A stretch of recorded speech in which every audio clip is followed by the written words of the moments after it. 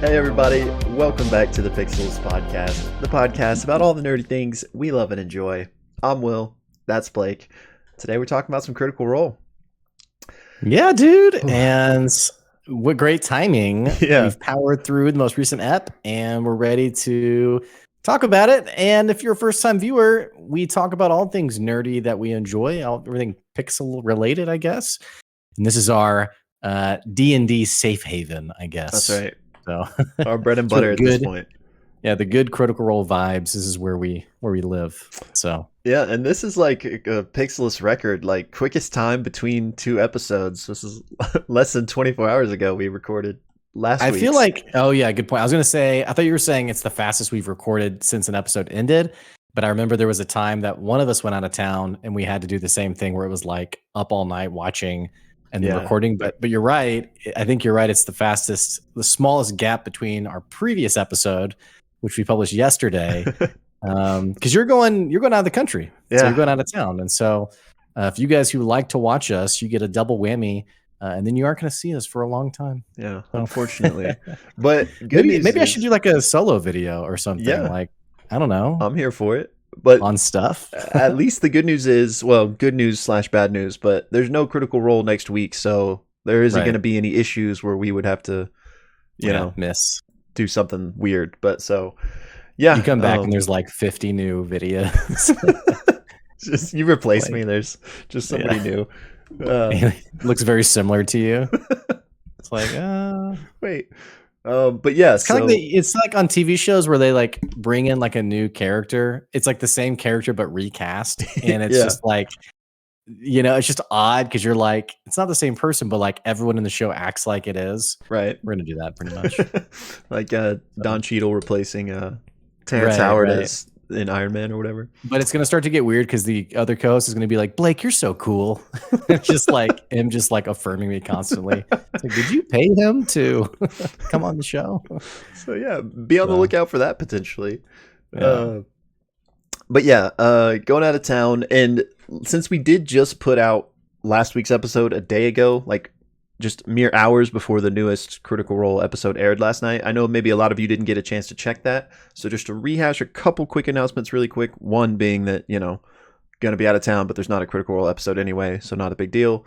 But two, we did hit 1,000 subscribers. Thank you all so much for being on this journey with us. And we are going to be doing that giveaway.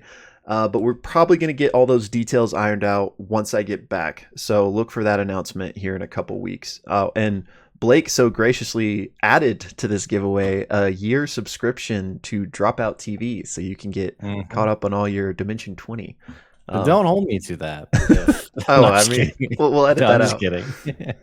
No, yeah. Throwing in a 1-year subscription to Dropout.tv, where you can check out all of Brennan Lee Mulligan's Dimension 20 campaigns, which we still need to do. Yeah, as well. We're gonna gift it, and someone's gonna watch it before we've even.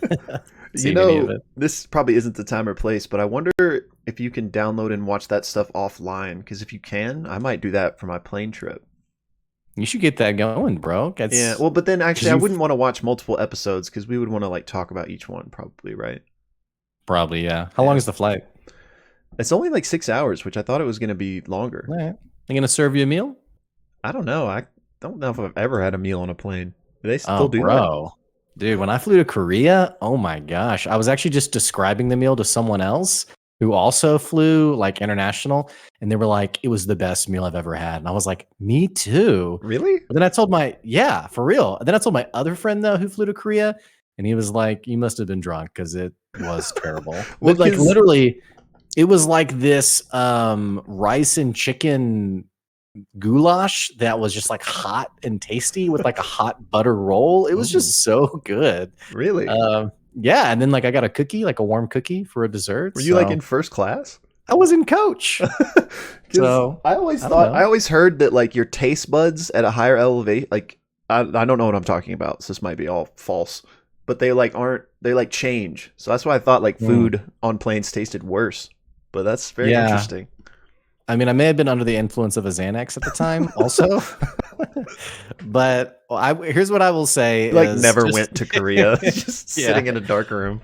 Okay, this reminds me, by the way, of I didn't. This is like last like random story. I will say, by the way, this is like one of the best meals I remember. Like in the sense of like, you have a really good meal and you can remember like the taste of it. Yeah. That's how I feel about this meal. Okay. But so Will and I went to summer camp when we were kids, and there was on Friday night was carnival night. It's where like you had like all these like little game booths and stuff, Oh yeah, like yeah. like basketball toss, and you like won some prizes and stuff. Well, there was a kid right before carnival night. It's like the night that gets hyped up all week. It's the last night of camp. It's like a really fun, awesome night.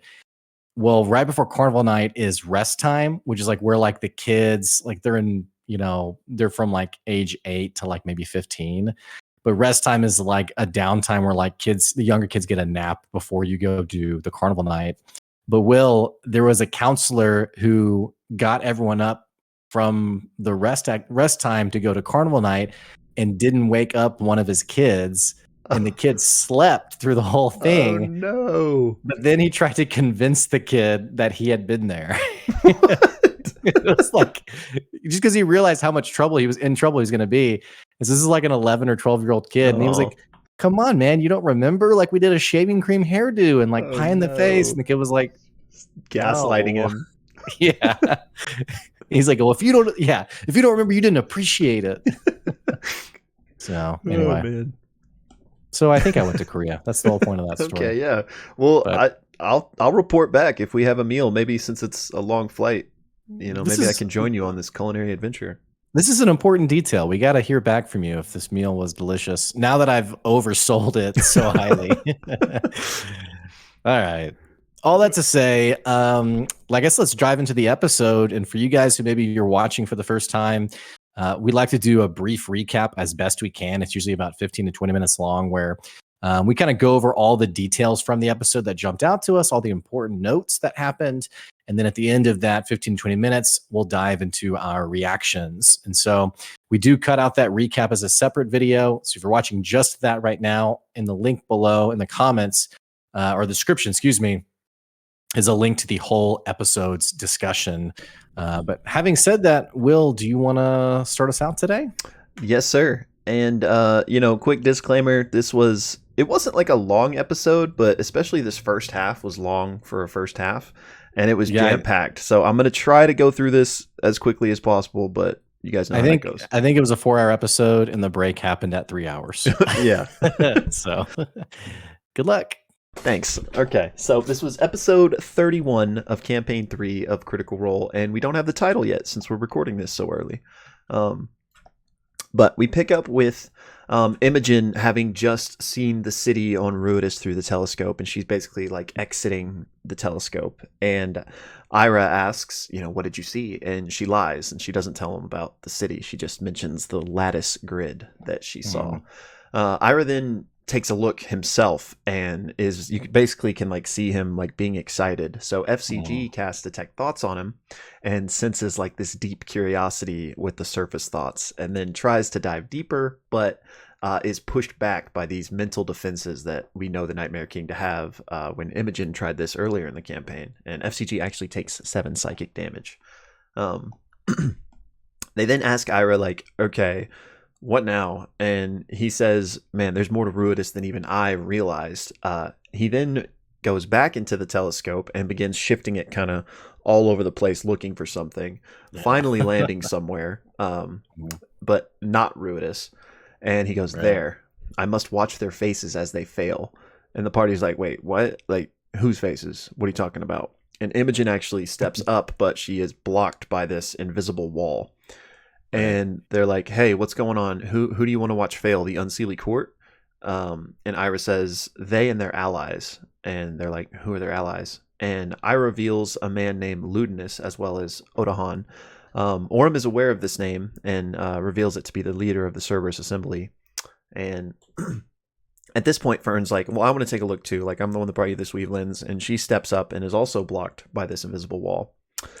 Ira then, creepily spider climbs up the machine and actually extracts the Moontide crown from it, puts it on his head, and is like, peace, I'm out. And they're like, wait, but he just disappears in like a flash of magic. When that happens, the invisible wall of force goes down, and they basically began to immediately start looking at the machine. And since they're worried about what might happen with the Moontide crown being removed, they decide to shut off all the power. And Orm and Fern actually go inside of it to see if they can retrieve the weave lens, to see if it's even still there. Meanwhile, Imogen tells everybody about the city that she saw on the moon, and Hondir is like, wait, what, a city? And she goes on to explain like the lattice she saw, and Hondir immediately goes to retrieve her book, flips it open, and is like, this? Did it look like this? And she's like, yeah, it looked exactly like that. And what he's showing her a picture of is the Divine Gate, like a representation of what that magic looked like. So they're like, what the heck does this mean? Orm does indeed find the weave lens, and it is intact, but it is deactive because it has already been used once today. Ashton's like, hey, can I see that? Orm tosses it to them, and Ashton immediately smacks it with their hammer, assuming that if it's still magical, it won't break. Yeah. It shatters. Everyone freaks out, but Laudna is able to use mending to put it back together. I love how he was like, he's like, yeah. it seems okay, but they're not sure since it won't work today, even if it wasn't broken. So they're going to have to kind of wait and see if that actually is okay or not. The group then decides to look at what Ira may have left behind. And so they go through his things. They find a chest that Birdie lockpicks open, and inside is a bunch of things, some blank paper, a bunch of gems, some like dark charms and like mechanical pieces of things, and also a map of the Hellcatch Valley that kind of has some unique notes and supply lines on it. I think Treshy is one of the things that's denoted. Then they're basically sitting there being like, what do we do with this information? Like, what do we do from here? F.C.G suggests that they could get Dancer to come look at this machine, see what the Dancer could make of it. Orm explains a little bit more about who Ludinus Deleth is and how whatever is happening here goes to like the highest stations of power already. Laudna suggests they could use their newfound friends from the Paragon's Call to kind of team up with them, since they kind of now have this mutual enemy in the Nightmare King. And Hondir is like, I have to get this information to Eos. So the party also is like, yeah, we kind of need to get to Eos too. Maybe that's what we should do. Meanwhile, Ashton is wary of Birdie and Ollie still. He thinks that there's some holes in their timeline and kind of wants to get their story straight. So they once again kind of go through their timeline that we're already familiar with, about how they gave, Fern to Mori and got the crown, ran away, yada, yada, yada. And they've just been trying to figure out what's going on with Rudis ever since. It eventually boils down to Imogen and F.C.G deciding to joint mind meld with Ollie to dive into their memories and see what they can maybe uncover if there are any holes in his memory. They do just that, and they actually find these like great swaths of grayed, murked out memories that have clearly either been messed with or removed. They try and pierce through one of these gray spots, but Ollie's nose starts to bleed like the more they press, and so they decide to pull back. So it's clear that there has been some manipulation here, and the specific memory that they did try to probe was of Birdie crying and seemingly the two of them like gathering their things to leave the Nightmare King. But then it gets kind of gray, and the next thing you know, like they're with the Nightmare King still, returning to a status quo. So seemingly he's manipulated them. Mm-hmm. Right. So that's kind of a moment, and to kind of reset things, Fern's like, well, hey, I got you this music box that Chetney carved, and she gives them that, and they're, very thankful for that. And the party's like, okay, wait, do we need to get back to the Paragon's Call today? But there's this discussion because like F.C.G's at 2 hit points. A lot of them are very rough. They've only had a short rest since the whole encounter with you. They're looking kind of rough. So ultimately they decide they'll spend the night here and kind of regroup before heading back the next day. But before they head for bed to the night, they decide to look again to see if Ira maybe had any hidden stashes of anything anywhere. And Orm actually goes up to the top of the telescope and finds like these markings. So he calls Laudna up. Imogen actually casts Fly on her so that she can go up there. And she uses her Eyes of the Rune Keeper to see if she can like decisive. Sorry, what? I said she's terrifying too. Yeah, she always is. So she uses that to see what she can decipher about it, and realizes that these are like measurements and dates keeping track of Rudis's movements.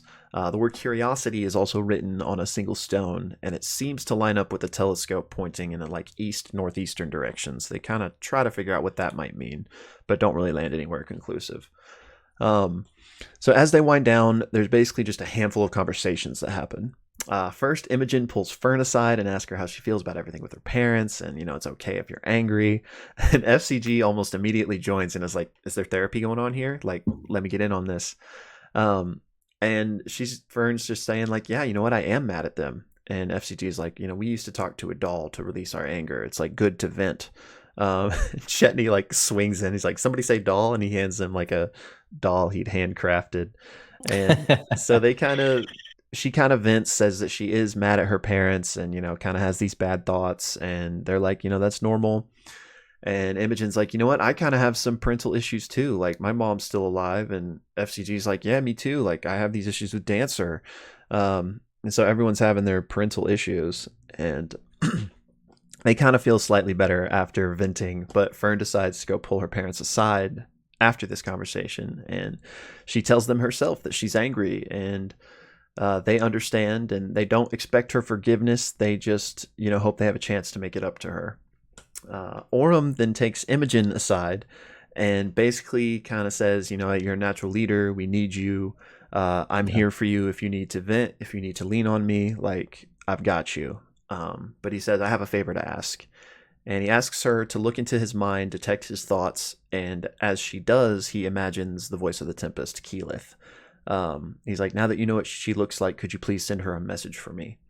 And he says, "Following threads: Dark Fae influence, members of the Cerberus Assembly, power players in Marquette. 1 month out from trouble. Stay the course. Missing home." The voice of the Tempest responds, saying, "Thank you for your message, whoever you are. This is disconcerting news. Stay the course carefully. I'll pull the threads on my end. Stay safe." Orm thanks Imogen, and she heads back inside, and then he takes out his sending stone and catches up with Dorian really quick, telling him he misses him, and he's just checking in on him. Dorian responds, says things got a little weird, but he's doing okay. He misses you guys too. Don't die.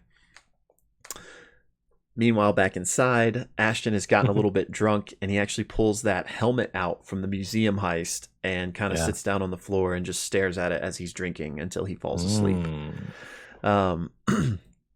F.C.G. then goes outside to send a message to Dancer, and he says, "Dancer, fresh cat grass reporting in, awaiting designation and assignment. What is your current status?" There's a pause, and then there's like a gruff respond that is like, "How did you find me? Like, what do you want from me?" F.C.G. doesn't respond to that, I think because they're out of spells, and goes to sleep. Finally, the last thing before they sleep is Fern goes and cuts down 2 of those purple gnarl rocks from the plant room, and Orm notices her do this. Everyone else is asleep. And she places one of them into Pate de Rollo's little dollhouse that Laudna keeps him in, and she puts the other one into Imogen's pocket. Then they all have a long rest, and that's where the first half ends. Gosh, Fern, what is wrong with you? All right, so the second, great job, by the way, Will. That was a ton of stuff that you just got through really well. Yeah, thanks. Hope that didn't take too long. No, yeah. So in the second half, the party wakes up and they're like, "Yeah, let's get some tea. Let's enjoy the morning." And Laudna goes to retrieve pate and sashimi from their dollhouse, and is shocked to find this gnarl rock-like stone inside. Fern, in a very true chaotic self, is kind of like, didn't you want that? Like, aren't you excited about it? Not quite revealing that she's placed it in there. But Laudna immediately is seized by the voice of Delilah, who says, "Good," and sort of, it seems like is encouraging her to reach out towards it. Imogen immediately takes a cloth, grabs the stone, throws it, it shatters, and the light goes out from it. And Laudna's shook by this. In fact, she's so shook by that she wants to get a breath of fresh air. She leaves the group, steps outside, and Delilah begins to speak to her and says basically that kind of the main point she says is that, "Hey, I'm the only one you can trust. Like, if something was to happen to you, I would be gone forever." So it seems like Delilah is actually anchored into Laudna. They have a conversation about the apogee solstice, and Delilah's basically like, I didn't have quite the time I wanted to really delve in, but it's going to be very exciting to see what happens over the next month.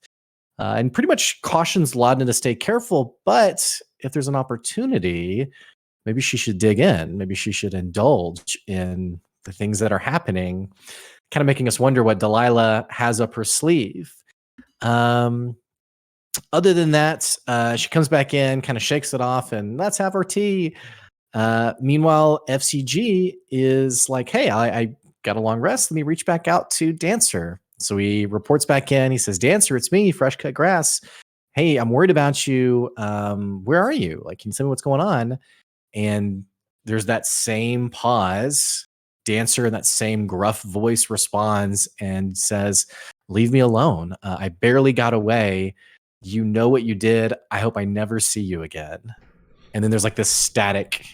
And Matt says to Sam, you take 4 points. And there's this awesome moment where Imogen and everyone's just kind of like, 4 points of what? What's 4 points box? of what, Matt? And F.C.G is just like, he's writing down, he's tabulating. He goes, that's really bad. And then he just goes limp. And the party's kind of like, F.C.G, are you all right? He's totally limp. Chetney then is like, I know what will do the trick. He takes his chisel and just bam, hits F.C.G on the head. F.C.G whirls up with these blood red eyes, activates his buzzsaw, and slices into Chetney, casts spiritual weapon of a wood chipper, and attacks Chetney with that as well. Chetney just screams and freaks out. And actually like yells at Chetney and says, shut your mouth. Like this very opposite personality from what we've been used to with F.C.G. And everyone rolls initiative. And it becomes this combat scene with F.C.G. Combat's being a bit generous. Laudna is the first to go, and she feels, she hears the voice of Delilah that basically says, at the end of all things, all love will be taken. You'll have only yourself. And she casts Hunger of the Shard with a natural 20. Nearly one-shots F.C.G, but does 50 points of damage, leaving him 6 points of health. And all of his joints begin to corrode. All of this oil and rust happening in his body, and just totally jacks him up, basically. Fern is next. Fern casts Heat Metal and does 15 points of damage, and gets a "How do you want to do this?" from Matt. But not before F.C.G screams at her and basically says, your parents hate you. They left you on purpose. They never wanted you. And he also screams to Laudna, you were never alive, before going unconscious.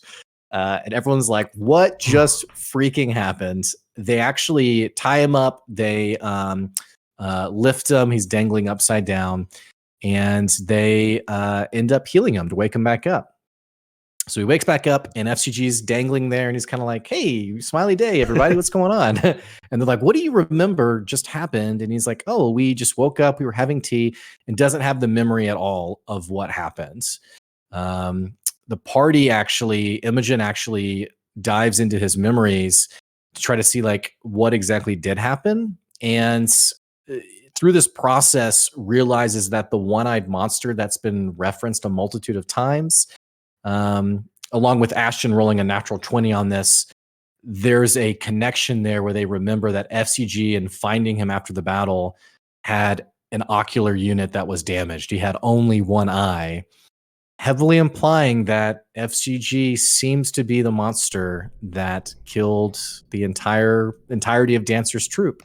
And there's also an interesting detail with the blades of grass across his chest. I think it's Orem notices that it could be blades of grass, or it could be the scars of a claw mark across his chest, maybe from one of his compatriots. So Imogen digs deeper, trying to find more information, and really all she finds are these both warm and sad memories that F.C.G has from all of his friends, things that they've said, like I love Laudna mentioning Whitestone Andy, but Imogen talking about having a thing with crowds, Chetney talking about how much he loved working with wood, and it's actually very vulnerable moments, like Sam Riegel actually wrote down verbatim these really great human comments that were made throughout the course of the campaign. And it's very oddly sweet moments. Orem basically is like pretty much draws a line in the sand with his sword and says, like, guys, we have to get this together. Like, everyone is having, like, not only did we just have this with F.C.G, we had this with Chetney in his werewolf form in a previous encounter. We have Fern stealing from a bunch of people. Like, we gotta do better, because the stakes now are incredibly high. Like, we don't have room to basically not put all our cards on the table and act as one team. It was a very Lost, live together or die alone esque moment. Yes. But everyone's kind of like, yeah, like, we're in, let's do this. And even F.C.G offers to give up his buzzsaw and his grappling hook for safety's sake, for the party's safety, basically. Especially after the party's been like, hey, dude, you just went like full murder robot. Yeah. And he's very concerned by this. The party tells him you can't contact Dancer again. But as an aside, Chetney and Imogen pretty much agree, like, we have to get a hold of Dancer. Like, we need to figure out what's going on. Where did he come from before he was purchased? Like, we need to get to the bottom of this. Also, another detail that happens as they kind of like get their tea, their coffee, whatever, Imogen pulls Laudna aside and is basically like, hey, are you okay? Like, that was kind of a crazy attack you had. And Laudna shares what Delilah said, that basically, like, her friends will betray her, like, she'll be all by herself. And Laudna is especially shook by F.C.G saying, like, you were never alive. And Imogen reassures her. She says, hey, you're alive regardless of the fact you don't have a pulse. And they're all going to get through this together. So the party has a lot to do. They need to head back to the Paragon's Call, but before they can, that is where our episode ends, and that is the end of episode 31 of Campaign 3 of Critical Role. So, boom. Woo! Bada bing. Click the link if you want to check our full discussion. Will, bro. What an episode, dude. What a crazy episode, man. Yeah. Seriously. This was insane. So much building off last week's episode. But in the terms of, in the sense of just saving time, I loved it. I thought it was great. Yeah, me too. Probably one of my favorite episodes of the campaign so far. Yeah, I mean, it was a great episode for sure. I don't know if it's my favorite. It was a very RP heavy episode, which you and I both really enjoy. I love seeing players like really get into their characters and have these like cool moments. And then Sam Riegel is just like so good at, I can't find the words to describe it. Just, I loved how he quoted the other players, like he was keeping track of it. Yeah. Like throughout the campaign. That was a total Sam moment. Yeah, that was amazing. And I had this thought, the whole episode basically took place in the same scene, in the same... Yeah, it was a bottle episode. Yeah, that's what I was going to say. It was like a TV episode, but a bottle episode, right. Which was fantastic. And even though it was, Matt still had to play like 18 NPCs because they messaged 100 people. Right. I love how Sam was like, and 6 more messages to send. Let's get all the NPCs out. But yeah, so I thought it was fantastic. Really loved it. Basically the same things you said, RP heavy, which is, what we love.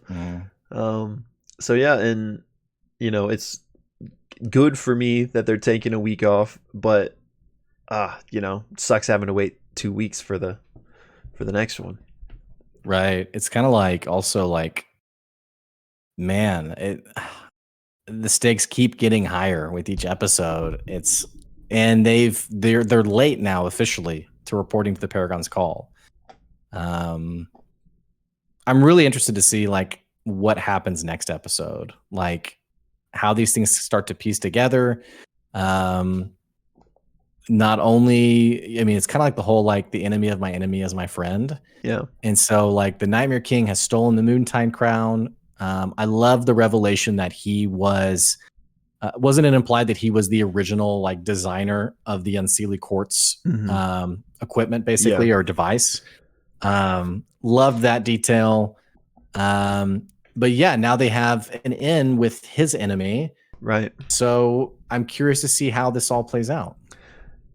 Yeah, me too. I guess that's a pretty good place to start. Is, since we found out that was confirmed, it made me wonder a lot of things. We know that it was also confirmed that he has been manipulating Birdie and Ollie's memories. So it made me wonder how far back this goes. Like, he was originally working with the Unseelie Court, but they had a difference of opinion or something on what they were ultimately doing.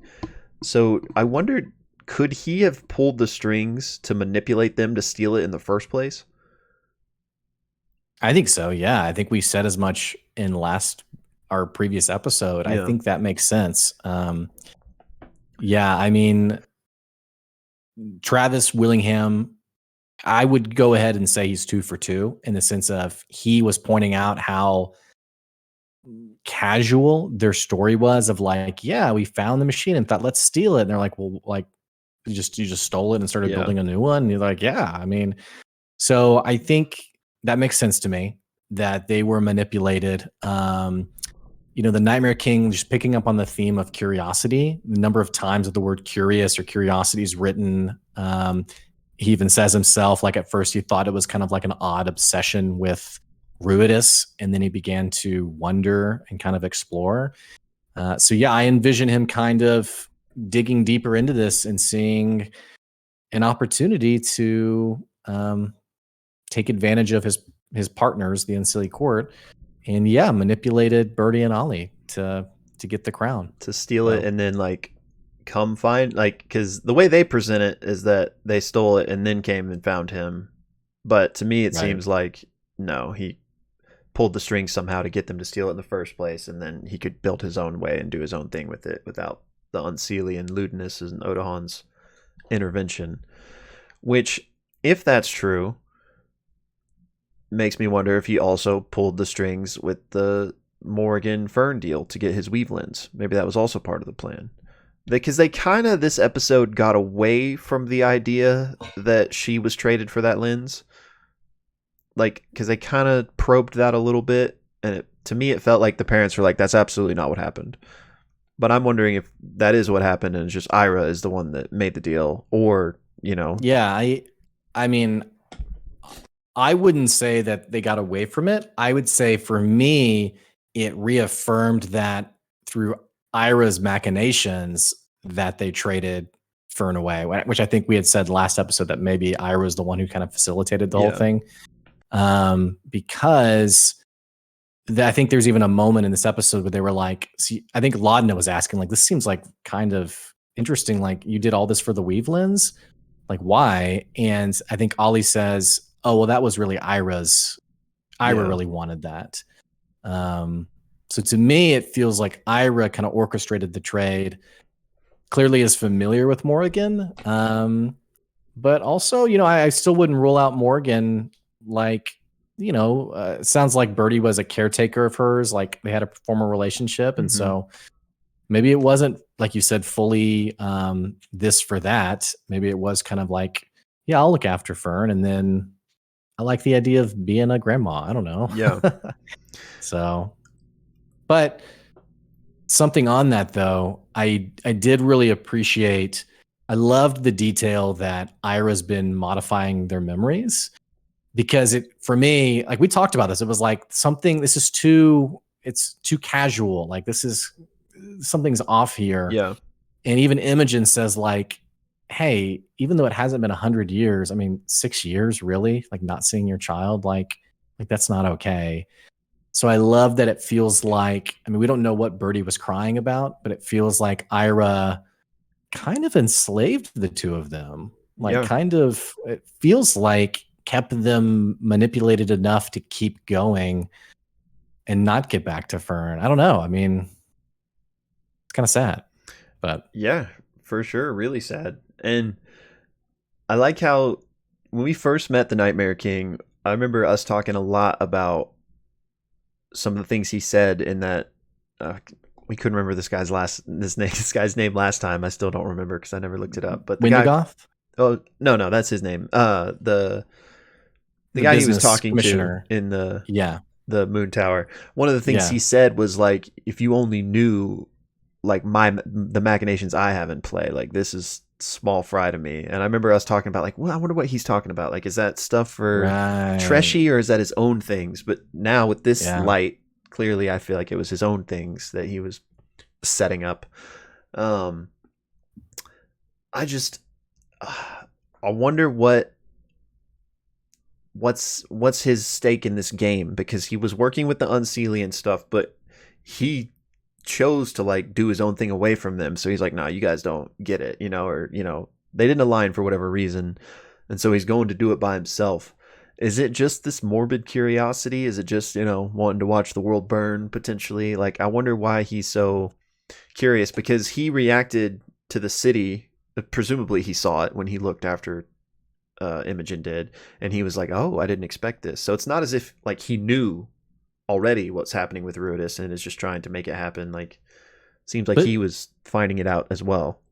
don't you think he seemed more excited about whatever he looked at afterwards? Like the presumably looking at like the people he's beating, or whatever, like getting over on.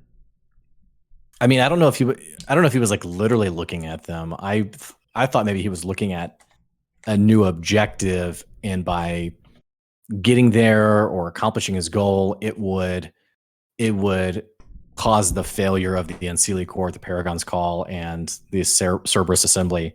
And he was saying, like, what are you looking at? Oh, just their faces whenever they fail. Yeah, So I don't know if he was being metaphorical or if he was like, that's totally possible. enhance through the window, as Ludinus is eating his bagel. Yeah, good point. So, you gluttonous fool. Yeah, but, yeah. So I guess either way, it was interesting because he did seem more excited about that. Like he cared more about like winning than like the actual revelation. Yeah, I mean, I wonder if he was looking at the Nexus Point over the dark jungle that was alluded to earlier, or if he's already looked at a ley line previously, so I know that's not any new. But yeah, I don't know. I'm curious, like, what his end game is. I like it.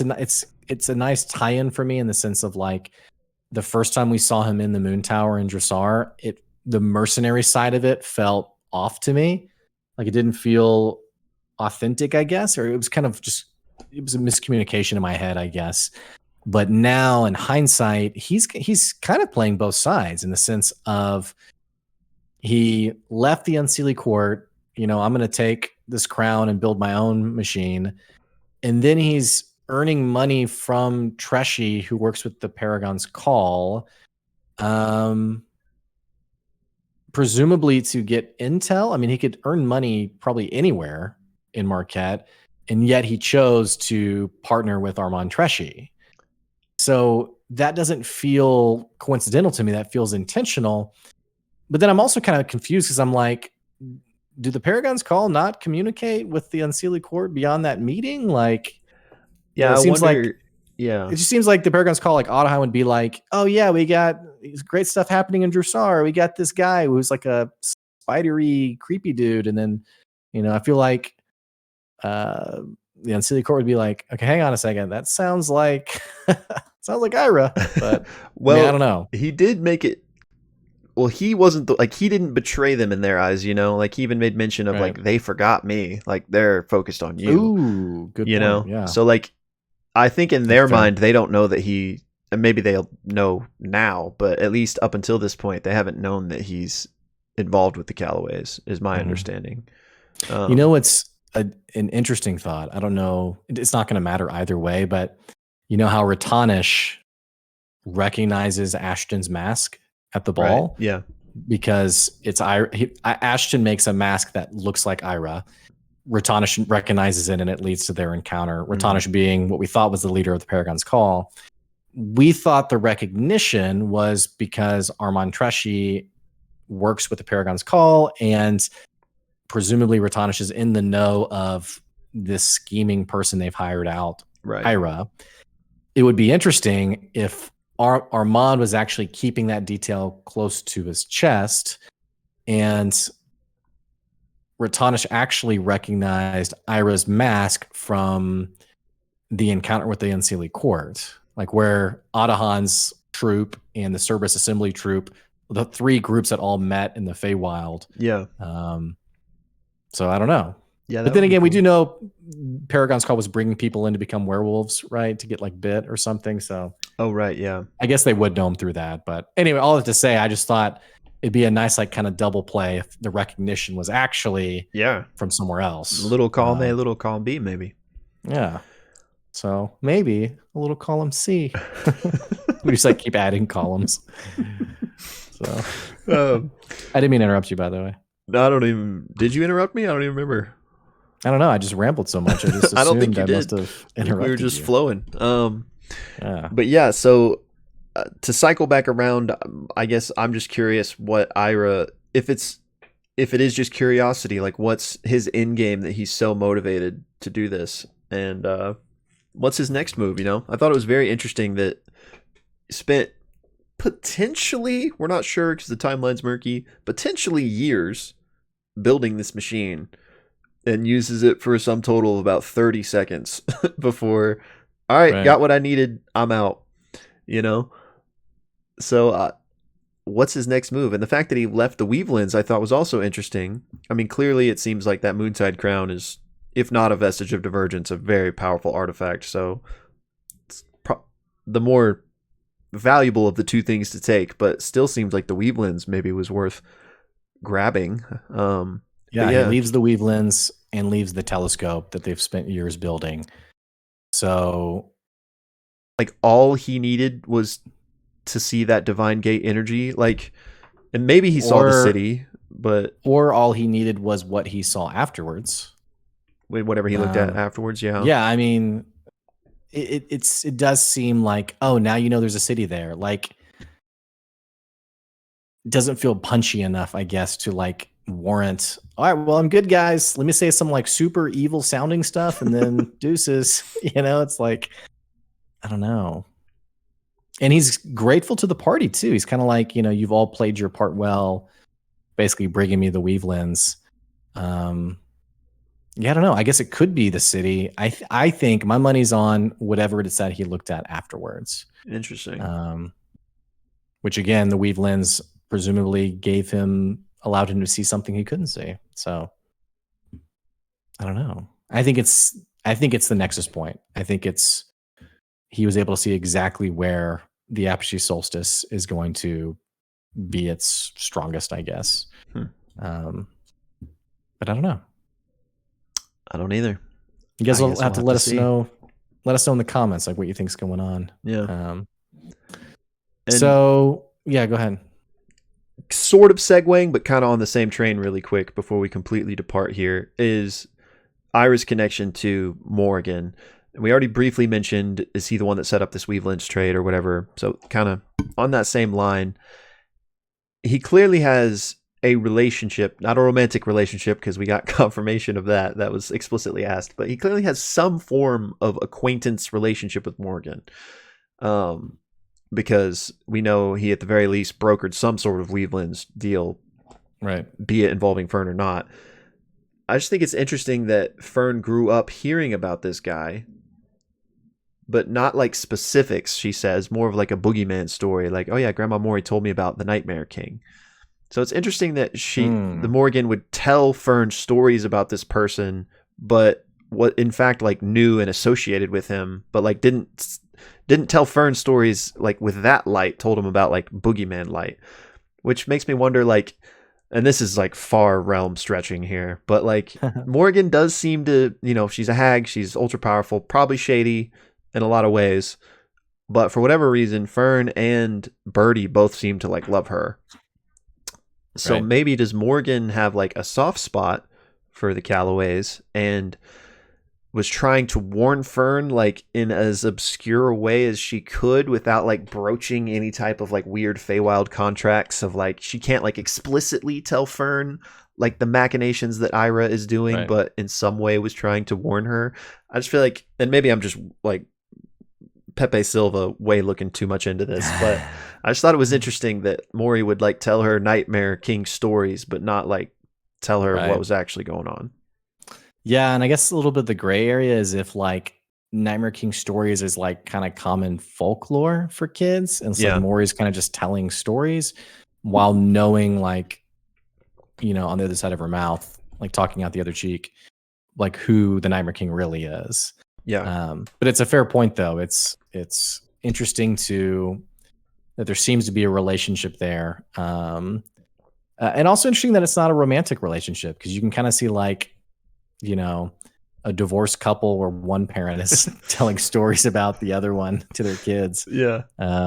But Which yeah, I don't know. I guess there technically still could be true, and maybe just Birdie didn't know about it. You know, Right. I'm not like putting Well, my Nightmare King weight says behind no. that. They asked the Nightmare That's King, right. You're right. You're and right. he says no. She has standards. You're right. You're right. So yeah, I don't know. Yeah, Morgan. I hope that we get to, and I think at some point we definitely will, like go see her. But I can't wait for that moment. I want to hear Matt describe her, because like, is she like a grotesque, disgusting, like 15-foot tall abomination type creature, or is she more? Well, if You know, she's a hag, it could be she shows them what she wants them. illusory. Yeah. Yeah, and that she has like a disguise, so to speak. You know, kind of like I kind of think of I don't think it's going to be something like explicitly evil from what we know so far from Fern and Birdie. But I think of more of kind of like a Galadriel effect. Like there's that moment in Lord of the Rings where she sort of shows her full display of power and it's kind of a freak out. It made me start thinking about the other story we talked about. Make sure you don't miss that scene. So yeah, I mean, there could be that she does have like a more intimidating form that she doesn't show. I mean, I don't know, but yeah, the fact that she's 15 to 20 feet tall. And also it's interesting that it seems like her physical influence has, because you mentioned this last episode, but then it was mentioned again this episode, how much larger Fern is. And it's mentioned in kind of an odd way. And so if, you know, Morgan's 15 to 20 feet tall, maybe not just like length of time, maybe like her domain was like physically altering Fern. I don't know. Yeah. So Yeah, that's another reason I can't wait to see Maury on screen. So I'm looking forward to that. yeah, I think it could be sooner than later also, because I know the party was talking about we got to talk to Dancer, we have the Paragon's call to deal with. But then there was a comment towards the end where they were like, okay, we know that you's coming to get the crown that we now don't have. Yeah. But we know there is a device in the Feywilds that might have some answers that we need. So it seems like they could, you know, head to the Feywild at some point and maybe have an encounter with Morgan. Yeah, I mean, it definitely seems like we're headed there eventually. Almost have to. So, yeah, it's going to be interesting when they come for the crown in a month. Yeah, the crown they don't have. Yeah. Interesting. Yeah. But yeah, okay. So I just wanted to get that quick thing in there. Fern, So, yeah. Go ahead. Fern and her parents. How do you feel about, how she felt about that and everything? Like, Yeah, I mean, I liked. Yeah, I think she had a very understandable response. Like I said earlier, I like the modify memory explanation. Like it was too simple. Like the whole thing was too simple, and so the fact that they've seemingly been strung along, and you know, I wonder if the Nightmare King kind of made them forget. Not that they had a daughter, but you know, it's like you know, like, oh, we should go check on her. And then he, you know, Jedi mind trick, she's fine, yeah, you know, and then like wipes that thought away or something. Which, I mean, how terrifying is the Nightmare King then if he has those capabilities? Also, here's an interesting thought for you. I want to get your reaction here. Think about Ollie's description of the Moontide Crown from last episode. He says it's a very powerful artifact, and says something along the lines of it can mentally, there's like a psionic element to it, like you can mentally affect other creatures. Mm-hmm. It's been in their possession. Do we think Ira's been putting it on and using it to basically mind trick the group, or Birdie and Ollie, wipe their memories, whatever, and then, takes it back off again? I mean, surely they are victims of this probably more than once, right? Yeah, I think so, for sure. And I don't know if it makes sense timeline wise. And we know Ollie mentioned the squint, which was like his oracle kind of Right. ability. I wonder if any of Ollie's visions were the Nightmare King, like showing like I don't think it would make sense Right. timeline wise, but like what if In an Nightmare King Inception. Yeah. implanted like that first one of the Feywild being destroyed or Yeah. something? Well, he convinces them to steal it maybe, and then when they're sleeping, puts it on and Yeah, just like I don't know. keeps the story going for them, Because kind it's, of. for me, it's mentioned twice now. It's special properties of, in fact, affecting people, and so I just think it's too intentional a detail for it to possibly not be the reason that Yeah, they do have so many gray. Because also the gray, I mean, it could be a modified memory, or it could be the fact that like the memories seem deleted. Like as Imogen's diving into Ollie's mind, and Matt just explicitly says like there's nothing there. It's a vacuum. It's not like shattered memories, like it's gone. You can try to regrow it, and actually cautions Imogen and says like if you keep going, if you do this the wrong way, there's going to be like a permanent impact on Ollie. And Fern going, do it. That was Yeah. that was interesting. It feels like more than a modified memory. It feels like something, because it was just missing. It wasn't like, oh, there's stuff here and it seems like it's not right. No, it was just gray. So right, yeah, I agree that it was right, like more of a removal than a modification. right. So yeah, I mean, if not literally the moon crown's like ability in the text of the item, like delete someone's memory, I think like the power, like the enhanced power that having an item like that would do for you maybe is allowed him to do that type of thing. Right. But yeah, it was even explicitly mentioned like you could make somebody think the moon was eclipsing, so Right. I'm actually trying to find it real quick, what it said about the crown. I also thought while you're looking that up that it was interesting that the Moon Weaver is Sathine, or I might be mispronouncing that, but of Katha is like the main one, but the crown draws power from both moons. So I thought it was interesting that the crown also draws power from Ruidus. Right. Yeah. So verbatim, can make temporary targeted eclipses, can change minds easily, and can alter illusions.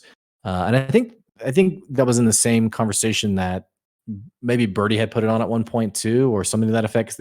One of the gray assassins had come after them. Is that right? Wasn't there like a comment like that? Yeah, they said they'd like used it to avoid them. Yeah. Okay. Yeah, that's right. Yeah. I mean, it seems like a pretty powerful object, but maybe if it can delete memories, maybe it can give them back. Because surely I would assume we're going to find out what were those memories and what happened. Yeah, presumably a greater restoration spell would work as well. Okay, yeah, that makes sense. So I don't think anyone has that in the group at this point, but yeah, I don't know off the top of my head like what level spell that is, but F.C.G probably can access it at least. Yeah, I will say Katha. I think there was like a comment like, "Let's look at Katha," and it was like, "Why?" So Katha's like the ugly stepchild. My joke to you. Ruidus, though, for Hondir, he wasn't showing a picture. Was it a picture of Ruidus with the cage? That was like, was it like this? Okay, so it was just like, I think it was a text like describing the divine gate. Right. Like, so like the magic that was used when that happened. And he was like, there Right. was what you're talking about this? And she was like, yeah.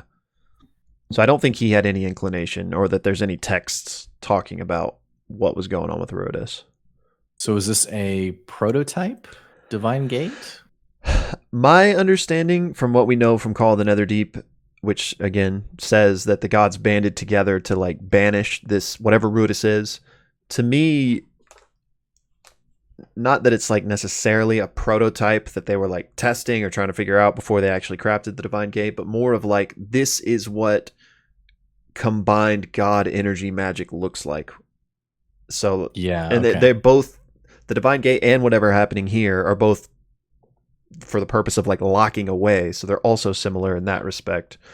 So I think there's definitely like lines to draw there, but not necessarily that this is like literally connected to the divine gate, but it might be. I think Hondir Right. or somebody even said like maybe that's what's powering the divine gate or something. I don't personally subscribe to that, but That was an be. interesting detail. I didn't fully follow it, honestly. But again, I didn't know if it was like a red herring from Matt or really what it was, honestly.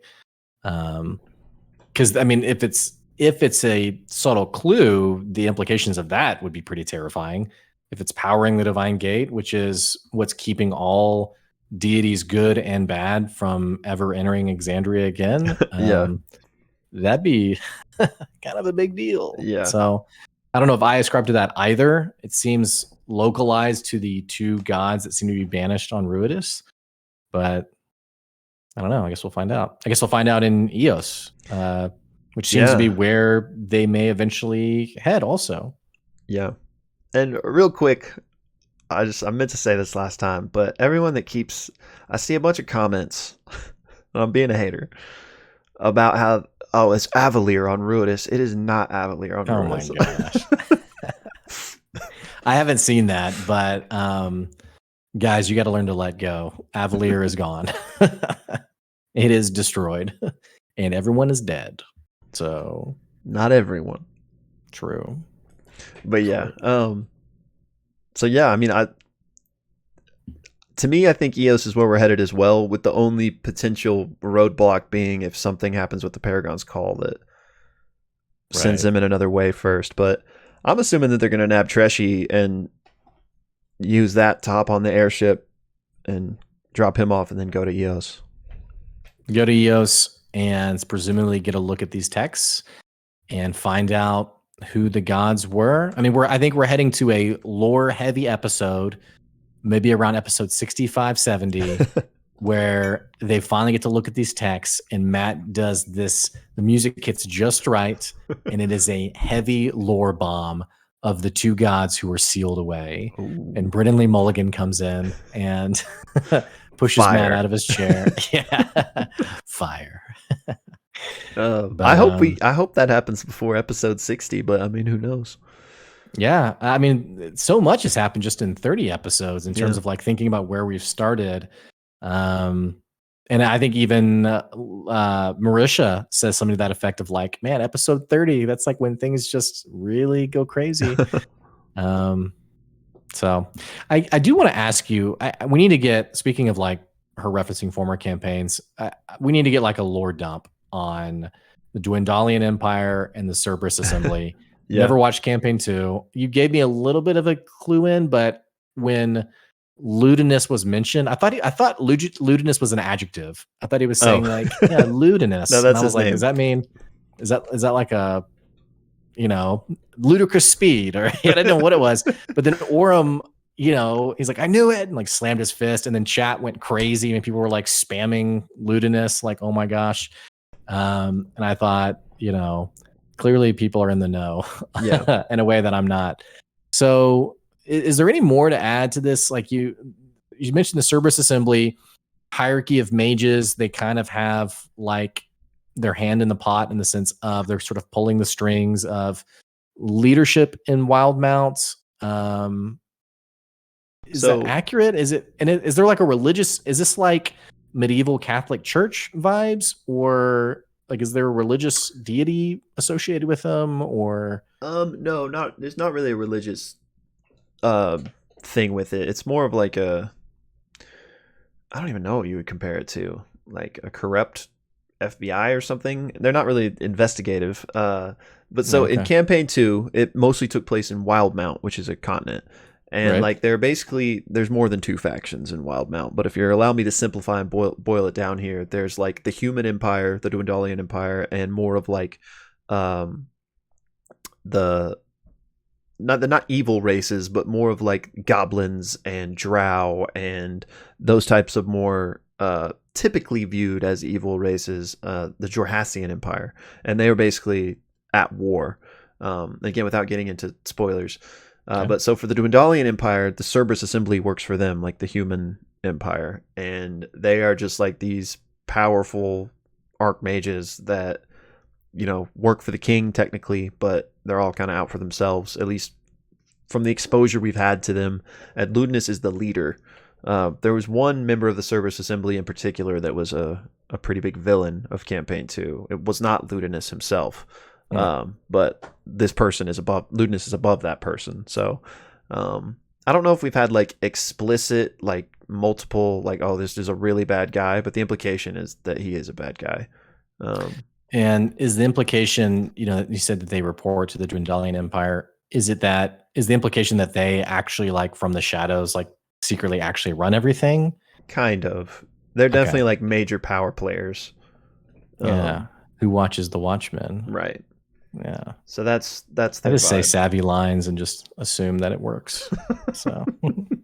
So, and are they all humans as well, I don't know if or like every member is a no, I don't think so.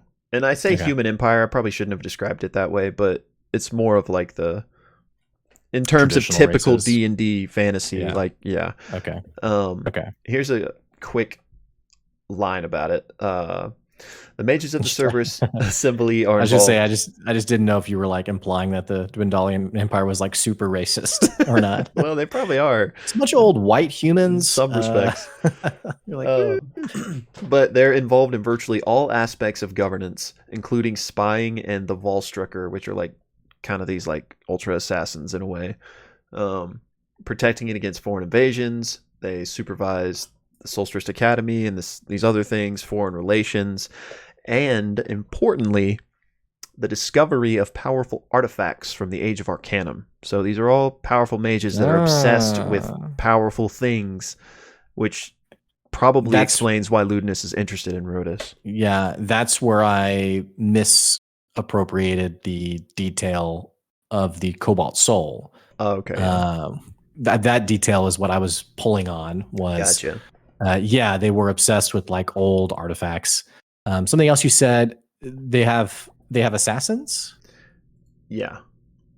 Okay, Uh, so are they the ones employing the gray assassins then? Is that the I implication mean there? that's possible, but I don't. The Volstrucker, which are their like assassins, aren't the Gray Assassins. But it is entirely possible that the Cerberus Assembly is pulling the strings, or maybe the Gray Assassins are Volstrucker. Who knows? But Yeah, okay. that's not like a direct line that is a sure thing at this point. Yeah, Um, okay. Interesting. yeah. So yeah, confirmed that it was Ludinus. That's very interesting. Is Um, that and that's the person you guessed last episode, right? yeah, I Okay. not I don't want to give myself too much credit because I was like, it totally doesn't have to be him because all it was described was elven man wearing a certain color robes, which a lot of people were like, that's Ludinus.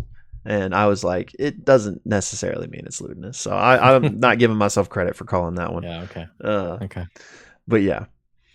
Okay, so I think Orb said something along the lines of like there's some major power players here. Yeah, so that's Definitely like a sounds that way. very powerful person for sure. Like way above where Belcells So is at. and again, since I haven't watched campaign 2, is the implication that does the Dwendalian Empire is it an emperor? Is it a king? Is it a King, yeah. entourage? Okay.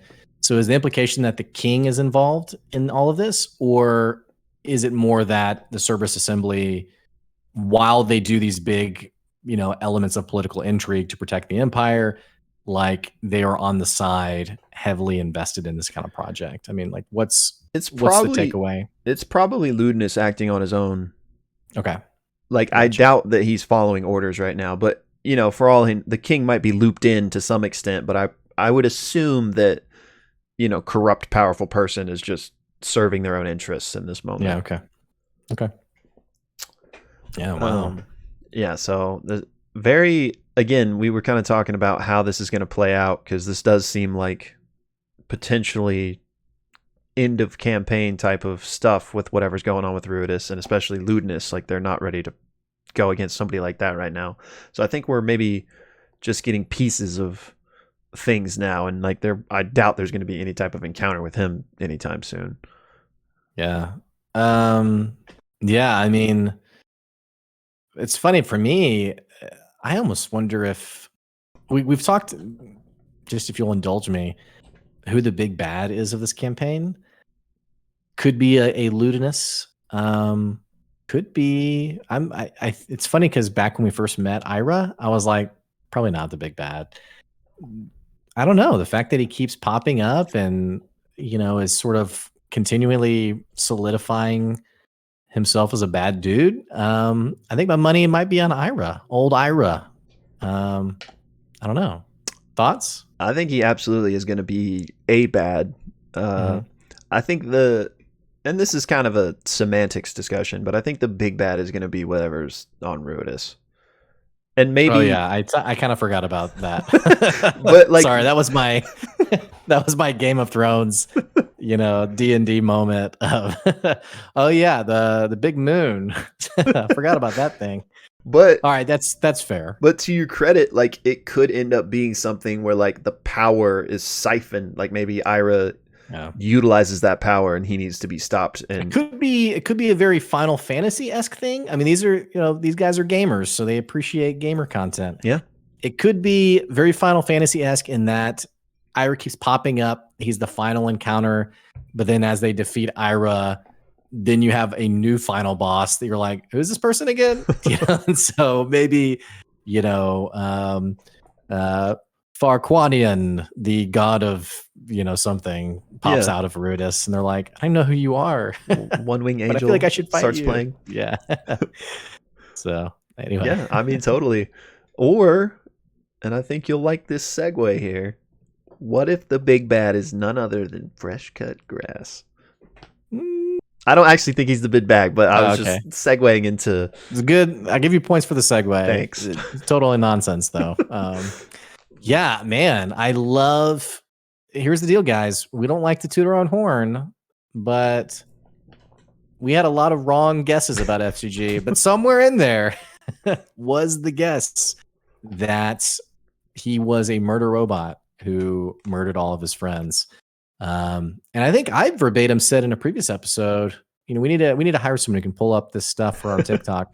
That I wondered if Sam was going for like a Bastion-esque character, which if you've played Overwatch, if you've watched the origin story of Bastion, the little robot turret, basically there's a strong like correlation there, or a connection, excuse me, of Bastion, Red Eyes, murder robot, soldier, basically, who becomes good. And so, yeah, it seems like that was the case, though, that he, and it also explains, by the way, you and I had talked about why hasn't Dancer like looked for him. Right. And you or I, one of us said, well, if he's the one who did it, then maybe Dancer doesn't want to be found, which seems to be the case. Yeah, 100%. So crazy lore moment with all that going down. And we already talked about this, so I won't, repeat it. But Sam, man, Sam just, bro, I hope we're a ways away from it, I'm sure. But there are some moments with Sam in the earlier campaigns, man, that you just got to see. But like, I can't just show you the clip because it's not the same, like you kind of have to have the build up. But this was like one of those moments.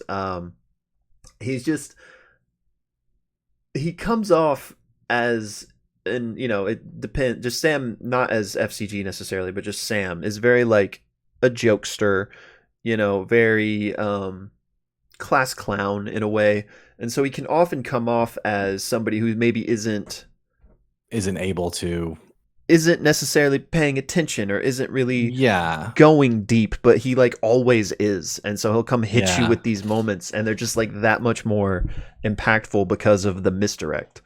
Let's go ahead and say it again. I mean, pulling up the verbatim lines, like Sam, I mean, think about this is like the anti stereotype of your typical D&D player who is, texting on their phone. Whose turn is it? Wait, what's, Yeah. you have like the major story point of, and my daughter was killed. And he's who's talking right now? Like, so here you have a person who is so involved, is writing verbatim lines that other people said and then is calling back to it. I mean, that's the perfect player and is creating these really meaningful moments. I loved the after he gets hit on the head and Sam's like, I guess I'll just buzzsaw you into the chest. It was just so good. I It mean, was amazing. And to your point about him noting stuff down, this is something we've wondered for the whole campaign because we've wondered about this system that he and Nat had, but we've also noticed how he's been keeping track of natural ones and natural 20s. I right. think those natural one moments are the one, like, not necessarily any of those ones he pulled for what he said last night, but I think those he was writing those down to be able to call back lines like that. Like maybe, one of those natural ones was connected to when Chetney said, I only care about wood and not people. That's a bad example because that wasn't one, but you know what I mean. But we also know he tracks natural 20s. So for my money, there's going to be another moment in this campaign where he does something similar, but it's all like positive, happy moments that he's recalling. Yeah, I mean, so first of all, I love this moment in the sense of like you and I have talked for a long time, several times about the quiet notating system, which I think you were the one who first pointed that out, and I thought it was I just love how these things happen where you pointed out the detail and it was like that's kind of a reach, but then you see it like actually you're just like, oh my gosh. I wonder. So we know they're called stress points now. I wonder. We know that his subclass is very much associated to taking on the pain of others, like sharing pain, sharing damage. I wonder if when someone else rolls a 1, if he's quietly notating a stress point for himself because that person's like, "Oh, I mean, think about Yeah. Laura Bailey, excuse me. Every time there's an important roll, okay, yeah, that's an 8. Great. Yeah, blew that roll. But like someone rolls a 1 and they're like, frick, man, like, are you kidding me? Quietly notates it, adds a stress point. And then when someone rolls a natural 20, maybe crosses it out, Yeah. takes it away. I don't know. I could totally see Um, that. I will say I'm still trying to figure out, is this a permanent accrual system? Um, or is it like resets, like whenever Matt says, because there's a previous scene where he says like, and you take 1, or like you take 1, and he's like, oh, right. Did that carry over to now? And the 4 points plus the 1 makes it 5, so it's murder robot time? Or is it like if you take 3 between rests, and like 4 was over the point? All this to say, there's more to figure out here. Whether it's that or something that you're talking about, I don't know. But I'm excited to find out. So Yeah. I think for my money, it resets and maybe just like, now if it resets on a long rest every time or if it takes more than that, I don't know. But because I think he says after the Berserk moment, you're at 0 stress points now. right. Which if it was all campaign accruing, he would presumably say you're at 18, Yeah. If you get to 20, it's an atomic bomb. But yeah, I'm totally with you on, he is this empathy therapeutic robot. And we know when Imogen dove into his thoughts, she heard all these voices. And so to me, we know he's an Aomaton, so he's been around. Maybe he was deactive for a long period of time, but he at least existed back then and now exists now. And who knows how often in between those 2 times he was active. But he's collected all this suffering from hundreds of years that I guess he doesn't know how to process or deal with. And if the stress gets too big, like that all just comes to boil. And that's when he goes murder robot. What I'm curious about is like, what was he originally? Was he originally a combat robot and dancer modified him knowingly or unknowingly from that, and this now stress system is him like reconciling these two Right. identities within himself, or was he always this kind of therapy robot, but you can't just take in pain without releasing it yourself, so maybe this is just part of his system since he doesn't know how to like healthily deal with things, because he's always very happy and lucky, which is nice, but people have to deal just like he tries to help other people do, but he doesn't do himself. I think that's fair, and I think possibly the implication is that Dancer didn't quite know what he was getting himself into, in that I don't know if I fully ascribe to like maybe Dancer reprogrammed him fully. I think maybe that element was maybe already there, but Dancer like modified him in some way and just didn't realize, didn't fully understand the technology in a tragic way, and that, his party was totally wiped out. So Is Dancer a guy? Oh, Dancer's a girl, isn't it? Or is it? Or maybe it's a them. I don't know actually what Yeah, Dancer. I thought Dancer was a she, but then I couldn't remember. I mean, we've never met Yeah, them, but now I actually now I don't don't know if I was know. just I don't So know.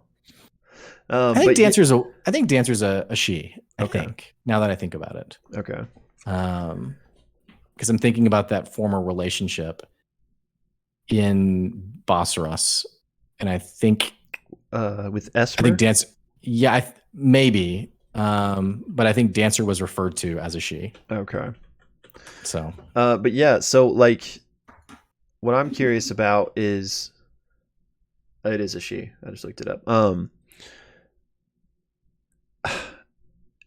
Is the F.C.G that we know, and maybe it's not even fair to use this word, but the real one, or is like if he originally was built for war, is what we saw more of the real one, or is that not a fair terminology to even use? Maybe all of it is F.C.G, and that's just what happens when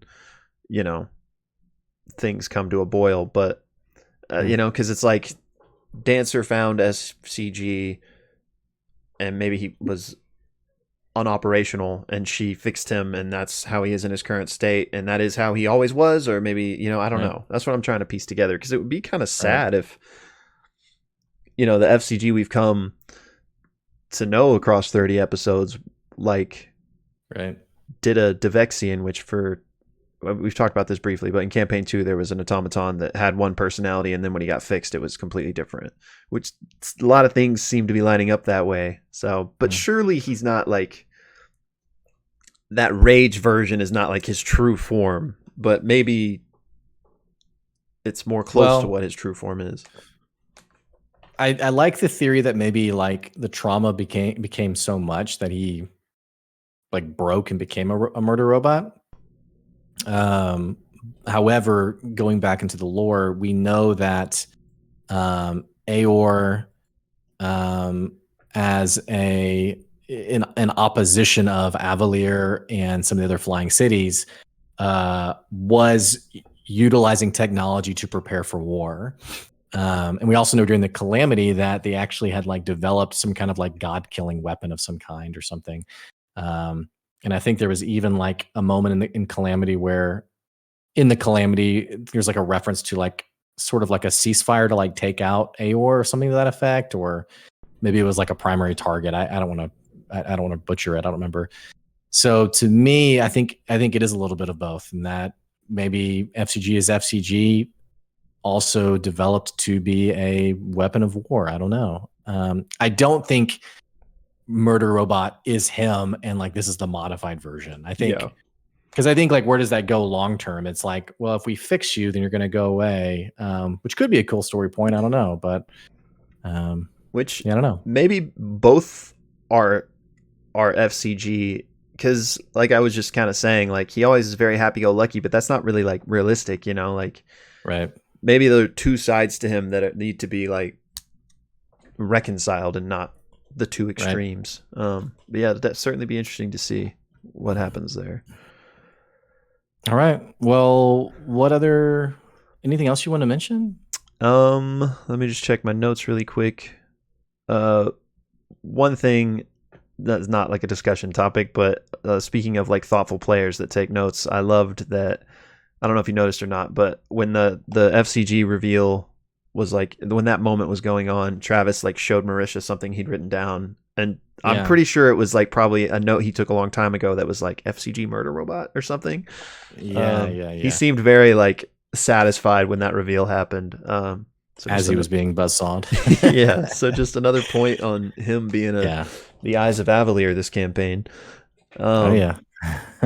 but then the only other really thing was just or two things, not really necessarily discussions, so they could be quick. But one, I loved Talison's physical acting during the F.C.G stuff because we know Ashton is the closest one to F.C.G. You could tell he was like not having a good time when that was going on. He was like Right. yelling at people, like, I'm watching all of you. And like Right. when they were like, what do we do? Like, should we heal him? He was like, heal him right now. So I just, I love Yeah, those because he moments. had to do a death saving roll too. Yeah. Yeah. So So I just yeah. loved that, rocky exterior, but we know Ashton's got that heart of gold, especially Oh yeah. at the very least for F.C.G. So it was just nice to kind of see that big brother energy. Um, and yeah, just for those of you that only listen to the podcast version of this, we're not this, but Critical Role, definitely got to check out those scenes just to see his reactions. Mm-hmm. And then finally, Orem is like the big dad of the group, man. Oh man, yeah. He had a pretty awesome speech. Oh, he had an awesome moment with Imogen. Yeah. You know, uh, I think that in the comments or in the chat, someone was like, it's serious when you get that Liam turn. Yeah, that was an awesome moment between the two of them, and a great speech at the end. Like I said, it was very Jack from Lost esque. Yeah. Of like, let's get it together, guys. Like, this is a big deal. Which I thought it was funny in that wasn't there a comment from him at the start of the campaign, like he didn't want to step into the leader role, like he wanted to kind of like let other people.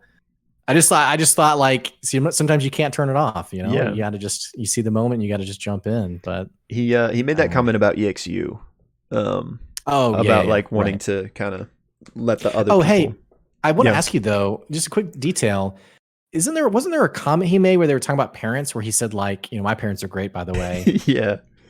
But wasn't it, I don't know if it was an EXU where he's giving his backstory and he said his dad just sort of moved on, like kind of abandoned him? Like, wasn't there a comment like that? So do you think there was a retcon, or do you think he's referring to like his adopted parents or caretakers or? Well, nice. This is a good segue here for the last thing I wanted to say, but before I do that really quick, I just thought it was also interesting that he kind of is the only like one without a bomb ticking inside of him. Like he kind of pointed out like, Chetney, you bit me, like you're a werewolf. Ashton, you get angry, everyone had their shit except him. Like he doesn't really have anything that we know of that's like this, Right. So which he doesn't need anything like that. It would kind of be cool if he was more well adjusted, but I'm wondering if there is maybe something Right. to him. But anyway, to the dad thing, uh, especially because after that moment and everyone goes inside, he says, I'm trying, Dad. I'm trying. Yeah. And I was like, dang. Forgot about that. Yeah. I actually had forgotten the moment in EXU where he kind of said like his dad wasn't in his life. So, And he named him Tinker Trap, Tinker something. I don't remember, but I'll take your word for it.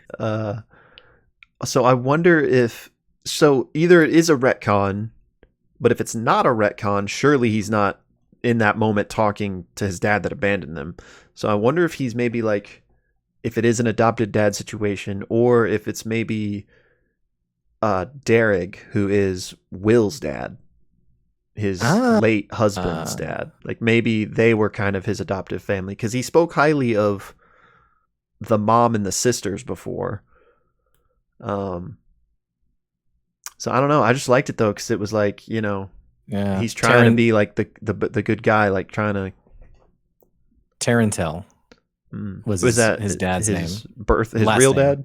His real dad's name. Okay. His real dad's last name. And it basically said, I think the phrasing in EXU was like, and he kind of just rolled on, like just kind of implying they were abandoned. So yeah, I like that. Maybe, yeah, Derek is Will was his husband. Yeah, so Derek right? is Will's father, which Okay, Derek is yeah. also a character that Liam played in a one-shot. Okay, cool. So yeah, okay. So yeah, either great callback to that moment from EXU. So either it's a retcon or potentially Derek. I wouldn't think it was a third adoptive person. So my money would be on one of those two things, Derek or retcon. But yeah. Yeah, okay. That was a hilarious moment though. I liked my parents. The only thing that'd be funny if Derek like adopted him was there's like a implied like, what are you doing, step bro? Like him and Will getting together. Yeah, well, I don't think he like literally adopted him, Yeah. but father-in-law, you know, if you didn't have your own dad, you'd probably call him dad. Yeah, it's like when, the person you're marrying, their dad walks you down the aisle. Yeah. Yeah, so like totally with you there. I just had to make the joke. He's followed in his footsteps. Like Derek was also a guard, so that definitely the totem poles are there for that being a strong relationship between them. But yeah, just Liam. He's good at the character moments. Yep. All right, well that'll do it for this week's episode. Thumbnail. I don't know how well this will translate, but I guess people that watch Critical Role would get it. Like it could be like, I know F.C.G had two eyes in the moment, but like a crazed like F.C.G. Yeah, sure. Yeah, maybe I'm looking for a prop, but I don't see one. Well, you don't have a I guess I don't keep. Yeah, I guess I don't keep knives on my table. You just want to be like scared or something? Yeah. All right. I'll do like, am I still in frame when I do this? Yeah, you are right there. Okay, I'll do like the chinny like. Okay, yeah.